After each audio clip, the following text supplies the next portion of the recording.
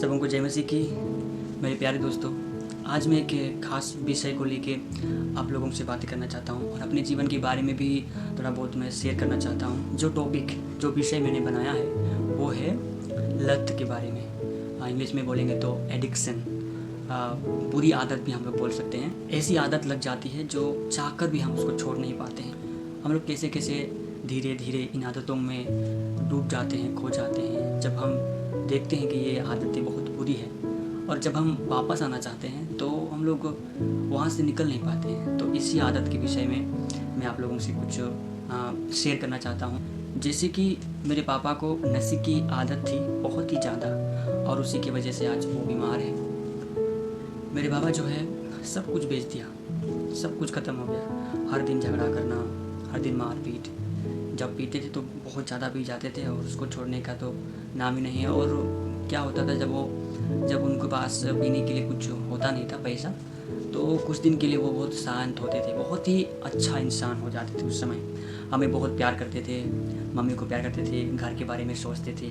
लेकिन जब पीने लगते थे वो मतलब कुछ समझते ही नहीं थे, कुछ उनको समझ में नहीं आता था, बच्चे समझ में नहीं आते थे, घर परिवार समझ में नहीं आता था। तो इस प्रकार की हालत मेरे बाबा को हो गई थी। उस टाइम में मुझे लगा कि मेरे बाबा के जैसा बुरा इंसान इस दुनिया में नहीं है, ऐसा मुझे लगने लगा।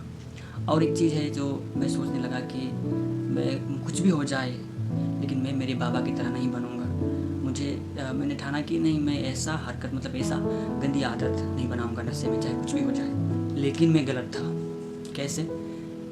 मुझे भले ही नशे की आदत ना हो, लेकिन दूसरा किसी और की आदत इतनी ज़ोर से लगी, इतनी गंभीर से लगी कि मैं भी मेरे बाबा की तरह चाहकर भी उन्हें छोड़ नहीं पा रहा था। तो इन्हीं चीज़ों के बारे में बताऊंगा। जो लत होती है वो किसी भी चीज़ की लत हो सकती है, नशे की हो सकती है, इंटरनेट की हो सकती है, और भी बहुत ऐसी चीज़ें हैं जो उनकी भी हो सकती हैं। तो हम आज उन्हीं के बारे में बात करेंगे। मेरे बाबा जैसे हालात एक इंसान में कैसे होता है, वे बुरे हालात में भी वे ऐसा गंदे आदत को क्यों नहीं छोड़ पाते। आइए हम इसको विस्तार से जानते हैं। हम जो इंसान है, हमारा इंसान का जो बॉडी है वो बहुत ही अद्भुत रीति से बनाया गया है। जैसे कि भजन संहिता में लिखा है, भजन संहिता 139 के 14 में हम पढ़ेंगे। वहाँ लिखा है कि मैं भयानक और अद्भुत रीति से रचा गया हूँ। मैं ज़्यादा शरीर के बारे में गहराई में नहीं जाना चाहता हूँ। जो मेरे विषय के लिए चाहिए मैं उसी के बारे में बताऊँगा, क्योंकि मैंने उन्हीं के बारे में थोड़ा बहुत स्टडी करके मैंने ये स्क्रिप्ट बनाया है। मैं बात करूँगा हार्मोन्स के बारे में जो हमारे शरीर में रहता है।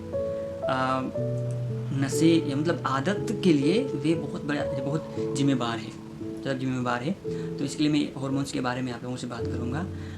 ये हार्मोन हमारी बॉडी में अलग अलग प्रकार के होते हैं और इनके नाम भी अलग अलग होते हैं और इनके काम भी अलग अलग होते हैं। सबसे पहला है डोपामीन। ये जो हार्मोन है ये हमें चाहत मतलब मोटिवेशन देता है, और एक बार करने की इच्छा, हमें कुछ अच्छी चीज़ करने के लिए बहुत ही मदद करता है। दूसरा है सेरोटोनिन। ये हमें खुशी देता है, मन को एकदम शांत रखता है, ये इसका काम है। तीसरा है एड्रेनालिन। ये गुस्सा और खतरे का सिग्नल देता है। और चौथा है ऑक्सीटोसिन। ये प्यार करने के लिए अट्रैक्शन, मेल फीमेल के बीच में जो अट्रैक्शन होता है वो फीलिंग होने के लिए, अट्रैक्शन होने के लिए बहुत मदद करती है। ऐसे और भी बहुत सारे हार्मोन से नाम है, मैं उन सारी चीज़ों का एक्सप्लेन यहाँ नहीं करूँगा, अभी बहुत लंबा हो जाएगा वीडियो। ये जो हार्मोन्स है हमारे शरीर में, इनको जो काम जैसा करके सौंपा गया है वे वैसे ही करते हैं ईमानदारी के साथ। मैं जिस विषय के बारे में आप लोगों से बातें करने जा रहा हूँ उस विषय के लिए डोपामिन हार्मोन का ज़्यादा रोल है, इसीलिए हम डोपामिन हार्मोन के बारे में और खुलकर जानेंगे। डोपामिन क्या है? डोपामिन एक न्यूरोट्रांसमीटर ब्रेन केमिकल है। ये दिमाग में एक जगह से दूसरी जगह संदेश देने का काम करता है। ये केमिकल जो है मोटिवेशन और इनाम का केमिकल है। हम जानेंगे डोपामिन के मुख्य काम क्या है। सबसे पहला है मोटिवेशन। आपको कुछ पाने के लिए मेहनत करने का इच्छा देता है, जैसे पढ़ाई करना, पैसा कमाना, अपना लक्ष्य पूरा करना। दूसरा है रिवॉर्ड सिस्टम। जब आप कभी स्वादिष्ट भोजन खाते हैं या कोई गेम जीतते हैं या सोशल मीडिया में आपको लाइक मिलता है, कोई आपको तारीफ़ करता है, तो डोपामिन रिलीज होता है और ये अच्छा था, इसे दोबारा करो, इस प्रकार का भाव वो देता है।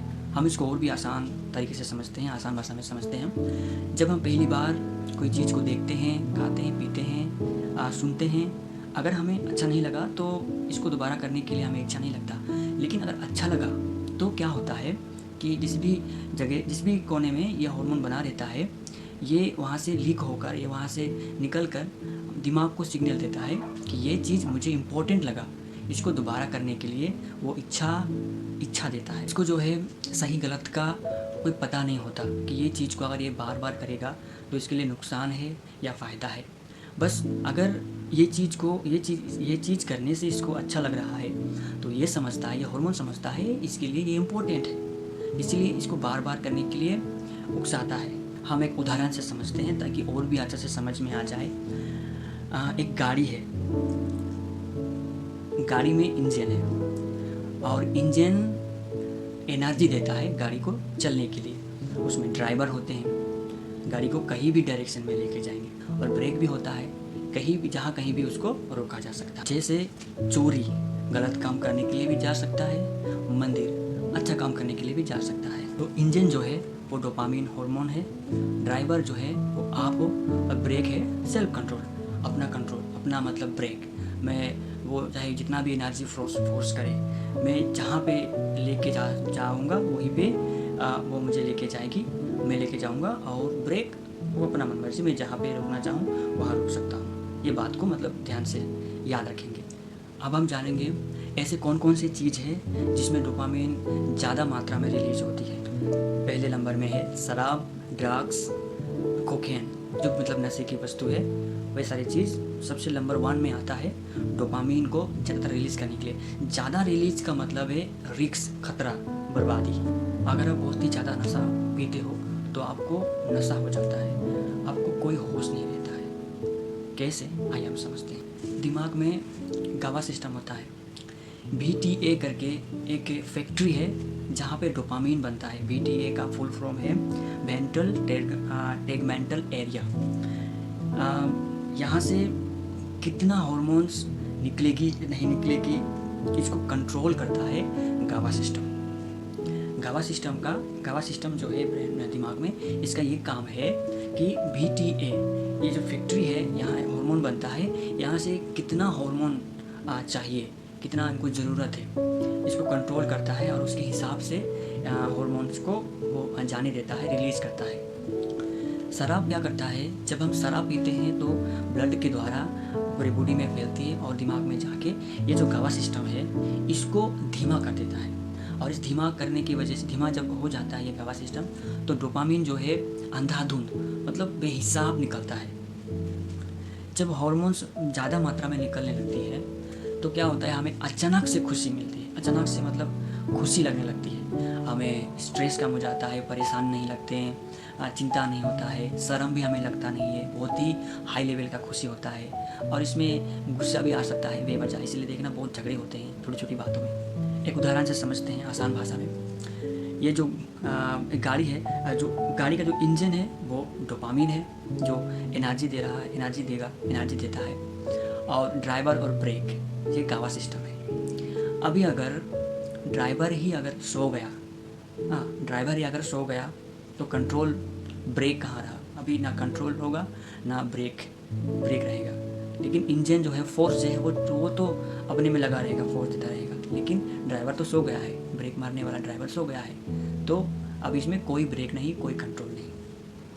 ये जो अचानक से खुशी ना मिल जाती है इस प्रकार की प्रक्रिया में, नशा करने से, तो यही खुशी हमें बार बार चाहिए होता है, आदत हो जाता है और हम इसको करते रहते हैं, बुरी तरीके से बचते हैं। नशा जो है सबसे नंबर 1 है डोपामीन बढ़ाने के लिए, इसलिए बहुत ही ज़्यादा लोग नशा की आदत में फंस जाते हैं। दूसरे नंबर पे है सेक्सुअल एक्टिविटी। हमारे अंदर जो है नेचुरल हमारे अंदर मतलब पहले से नेचुरल से ही हमारे अंदर यौन इच्छा की भाव रहती है। तो अगर हमें इसमें शिक्षा नहीं मिलती है, मतलब कोई समझाता नहीं है, तो हम इसके बारे में सोचते हैं या कहीं देखते हैं या करने की इच्छा करते हैं या करते हैं, तो इसमें क्या होता है कि हमें बहुत ही हाई लेवल का खुशी मिलती है। और इसमें जो है गावा सिस्टम हाई लेवल पे डोपामीन को रिलीज़ करती है। उन्हें लगता है कि ये जो हाई लेवल का खुशी मिल रही है ये बहुत ही इंपॉर्टेंट है और इसको हमें दोबारा करना चाहिए। इस प्रकार का प्रक्रिया चलता है इस सेक्सुअल एक्टिविटी में भी। मैंने पहले ही बताया कि इसको कोई समझ नहीं होता कि इसको बार बार दोबारा करने से नुकसान होगा कि फ़ायदा होगा, इसे कोई आइडिया नहीं होता है। इसको हमें समझना है कि कितने हद तक लेके जाए, वो जो हमें फोर्स दे रही है कहाँ लेके जाए, किस काम में लेके जाए, कहाँ पे ब्रेक मारे, ये कंट्रोल हमारे हाथ में है। हम जहाँ इसको लेके जाएंगे ये वहीं पे जाएगा। तीसरे नंबर पे है जो डोपामिन का जो लेवल है, जो ज़्यादा मात्रा में, पहले हम लोगों ने बात किया है वो नशे के बारे में, दूसरा नंबर में था सेक्सुअल एक्टिविटी, तीसरा नंबर में है, ये भी बहुत ही खतरा है, ये है phone, Instagram, Facebook, reels, short video, जो भी है, इंटरनेट। तीसरे नंबर पे अगर हमारे फ़ोन में किसी का फ़ोन आए या किसी का मैसेज आए या हमारे फ़ोटो, हमारे वीडियोस में लाइक आए तो हमें थोड़ी लेवल पे अच्छा लगता है। तो इसमें भी क्या होता है, डोपामिन रिलीज होते हैं और उनको लगता है कि ये इम्पोर्टेंट है, और ये दिमाग को, ये हार्मोन से दिमाग को सिग्नल देता है कि ये इम्पोर्टेंट है, इसको हम, इसे हमें दोबारा चाहिए, इसे हमें दोबारा करना है, दोबारा चाहिए ताकि ये खुशी हमें मिले। और हम बात करेंगे शॉर्ट वीडियो जो हम स्क्रॉल करते हैं, जब हम स्क्रॉल करते हैं इसके बारे में बात करेंगे।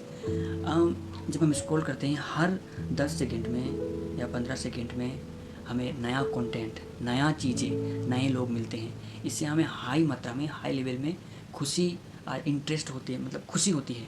इसमें हाई लेवल पे डोपामिन रिलीज होता है। जैसे एक लॉन्ग वीडियो, एक लंबा वीडियो अगर हम देखेंगे तो उसमें बीच में अब आएंगे तो थोड़ा बहुत जो समझ में आएगा, और लास्ट में जब पहुँचेंगे तो पूरा समझ में आएगा कि ये आदमी क्या बोलने चाह रहा है। तो खुशी बाद में, बहुत टाइम के बाद में खुशी मिलती है लंबे वीडियो में, लेकिन उसमें बहुत समझने के लिए भी समझने के लिए भी बहुत कुछ होता है लंबे वीडियो में, अगर कोई अच्छा टॉपिक अगर हम देख रहे हैं तो।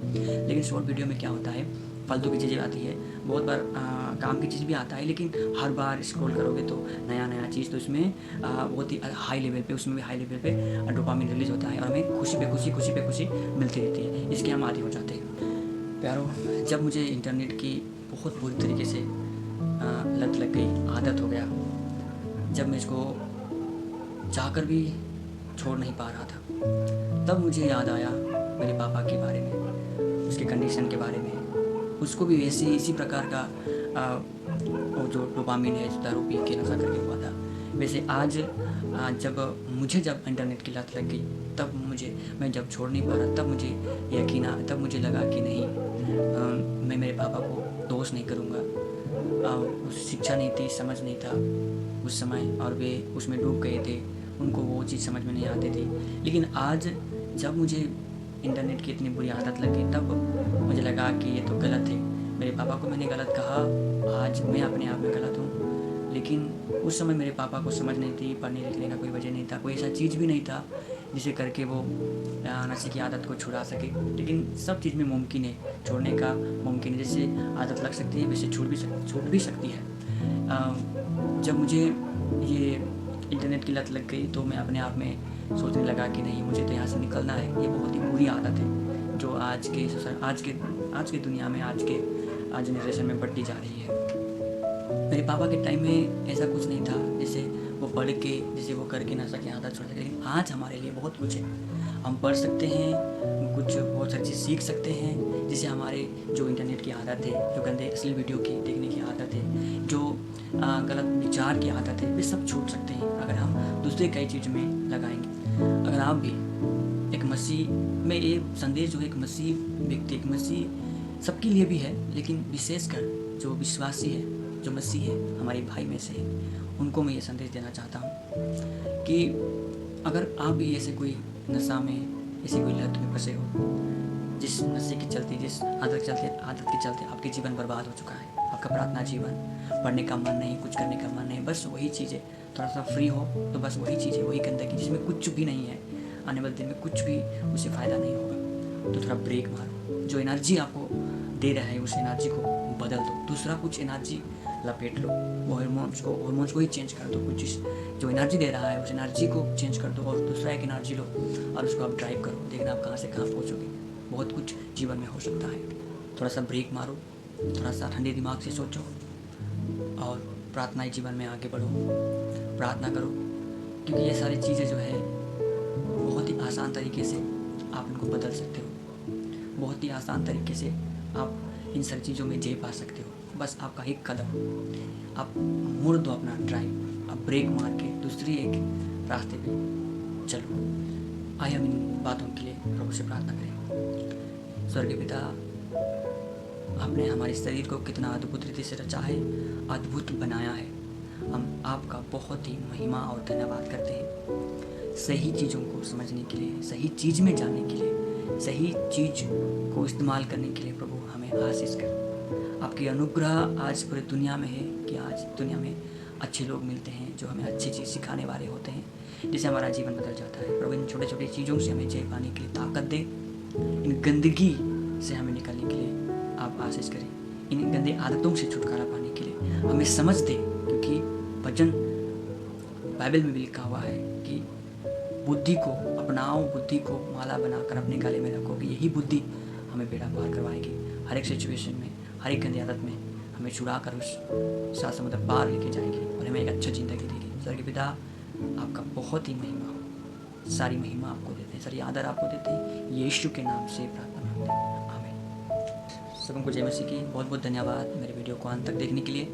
हम नेक्स्ट मैं दोबारा से एक नया टॉपिक लेके आऊँगा, हम उसमें बात करेंगे। प्रभु सबको आशीष दें। जय मसीह की।